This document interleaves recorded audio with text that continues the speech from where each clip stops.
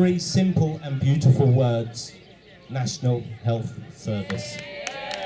I want to know exactly what you're going to do to keep it, bring it back, and stop dismantling it. First of all, we have to pay. Things cost money, and we have to be honest about the fact that this costs money. And the Lib Dems have proposed a penny on the pound in tax to provide emergency funding to keep it from collapse. I think we need to integrate social care and health and not means test social care to death. It's so complicated, it doesn't make any sense.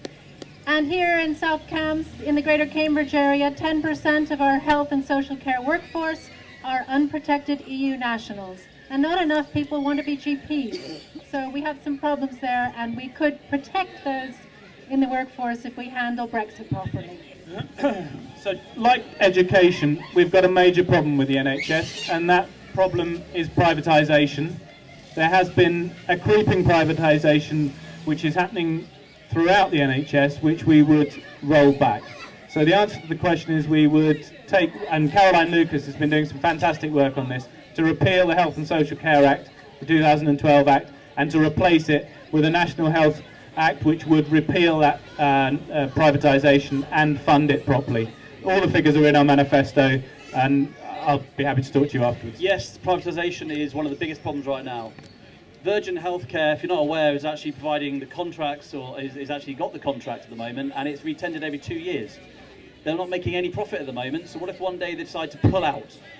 Equally, the Health and Social Care Act means that our public services are being cut up, the NHS is being cut up, and I worry that with Brexit, we're going to have Trump care coming over as well. And just to add to that kind of doom and gloom as well, I think it's kind of worrying that we're saying that we need to get the money, and actually these things cost money, we can't afford it, and that's why we've got the Naylor report, which if you haven't read it, I recommend you do. The Naylor report suggests that we were going to raise another 10 billion. This is Theresa May's great idea, but she doesn't tell you it's by selling off the property, which is actually the buildings of the NHS, and I think that's appalling.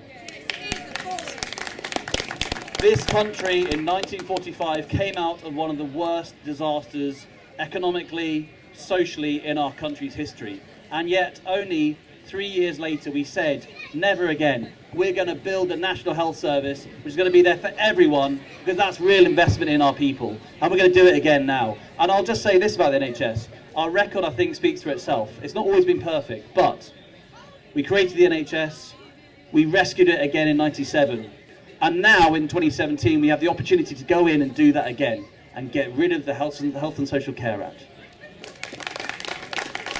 And finally, Heidi Allen, I wonder if you could briefly address that point on the buildings that Dan made as well. I have to be absolutely honest, I don't know anything about it. That's the first I've heard of it, truthfully. So if you'd like to give me some examples of where, well, if I'm re-elected, I'd happily take that away and come back to you.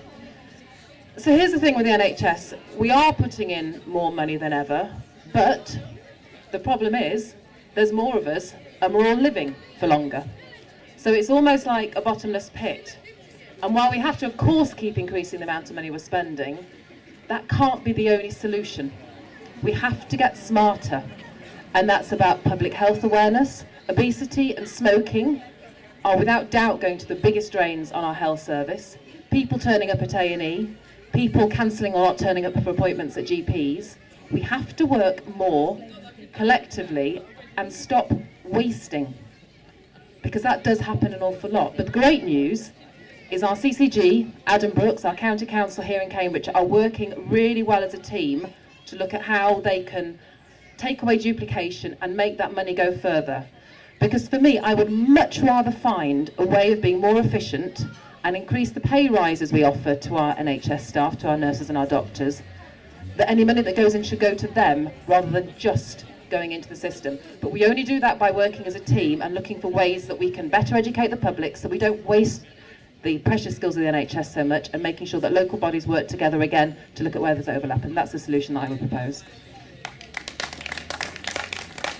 Thank you, Heidi. Thank you, everyone. Well, when we started this, we did this show of hands thing, so I'm going to finish on that. And we've got to go off and do an online hustings now, believe it or not. It's such as the modern way. But before we go into noughts and ones, please show your appreciation for the panel.